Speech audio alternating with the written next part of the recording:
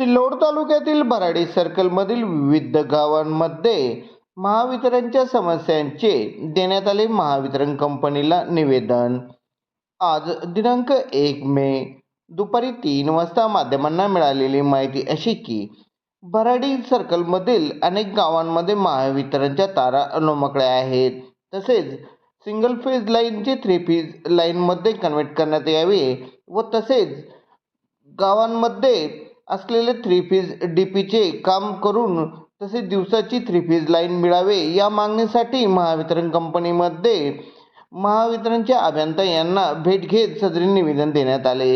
यावेळेस बराडी सर्कलचे जिल्हा परिषद सदस्य राधाकिशन पाटील काकडे यांच्या माध्यमाखाली व येथील स्थानिक शेतकऱ्यांच्या मदतीने सदरील निवेदन महावितरण कंपनीला देण्यात आले।